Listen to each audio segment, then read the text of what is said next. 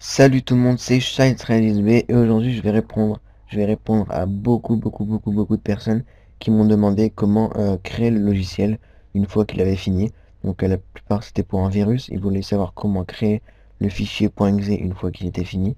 Donc parce qu'ils avaient fini leur projet, ils étaient tout contents et tout, mais ils savaient pas comment le créer. La seule chose qu'ils pouvaient exécuter c'était ce bouton, ils savaient pas quoi faire d'autre. Donc aujourd'hui je vais vous apprendre à créer votre logiciel. Donc c'est vraiment très simple, comme d'habitude. Donc pour créer votre logiciel, vous allez déjà dans projet et propriété de Windows Application 1. Donc là, vous êtes dans les propriétés de votre projet en fait. Donc là, mon projet s'appelle Windows Application 1. Si votre projet s'appelle Axteam, vous mettez propriété de Axteam. Donc vous cliquez dessus et vous allez dans l'onglet compiler, compiler, ouais, c'est mieux. Donc vous pouvez bien sûr choisir une icône, ça aussi j'ai eu beaucoup de demandes comment modifier l'icône. Donc vous allez dans compiler et vous choisissez l'endroit où le logiciel va être créé.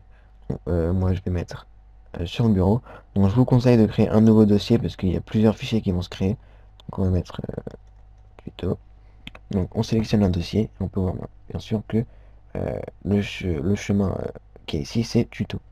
Donc là à chaque fois que je vais compiler le logiciel, il va s'enregistrer dans tuto. Donc là déjà on peut voir qu'il n'y a rien ici. Hop. Même si je le lance. Donc là juste il le débug, hein, il exécute mais il ne l'enregistre pas. Donc il n'y a rien dans le tuto.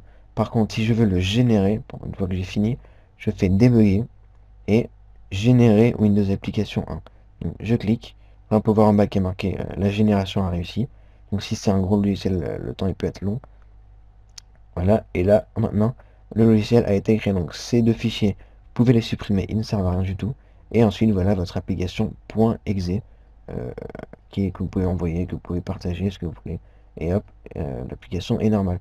Maintenant, il y a une autre façon, c'est de l'installer et de vérifier si l'utilisateur a les bons fichiers pour ouvrir le logiciel. Parce que des fois, il y a si l'utilisateur a une ancienne version de Windows, il lui manque quelque chose qu'on appelle le .NET Framework qui est obligatoire pour ouvrir les fichiers. Donc ça, c'est très simple, vous faites projet et publier Windows Application. Donc publier Axim, publier le nom de votre projet. Vous cliquez dessus, vous attendez.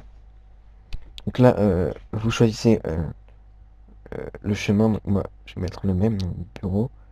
Non, bureau, c'est tuto ici. Donc ouvrir. Donc voilà, ensuite vous faites suivant. Alors là, je me suis trompé.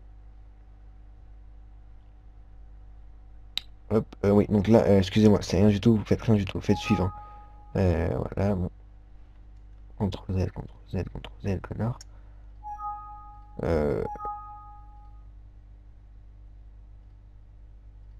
Ouais, excusez-moi, il y avait un petit bug. Donc voilà, vous laissez publish, hein, apparemment c'était pas là qu'il fallait mettre l'URL, parce qu'il y a un petit doute, ça fait longtemps que j'ai pas euh, que j'ai pas utilisé ce publier, parce que j'ai jamais fait. Donc faites suivant. Vous en faites publish et un slash, hein, je sais pas pourquoi, ouais, c'est comme ça. Faites suivant. Donc là, vous laissez pas à partir d'un site web, pas à partir d'un partage de fichier, vous mettez à partir d'un CD-ROM, comme si c'était un fichier exe. Vous faites suivant. Donc là aussi, vous laissez, vous faites suivant, vous laissez, vous laissez, vous laissez. Vous pouvez même directement cliquer sur terminer. Et là, votre logiciel a été débugué. Donc là, génération, publication en cours, voilà, publication réussie. Donc là, il ouvre le chemin de l'application. Et donc vous avez tout ça comme fichier. Donc là, vous avez le setup. Et donc l'utilisateur doit exécuter setup.exe pour ouvrir l'application. Donc là, le logiciel va vérifier si le .NET Framework a été bien installé donc, pour ouvrir le logiciel. S'il n'a pas été installé, il va l'installer automatiquement. S'il a été installé, hop, il vous propose d'installer le logiciel maintenant. Donc vous cliquez sur installer, hop, le logiciel s'installe et il marche parfaitement. Donc ensuite pour ouvrir l'application, il va normalement dans application file et ici je crois qu'on peut l'exécuter directement. Donc laisse tomber. Donc c'est directement dans setup.exe.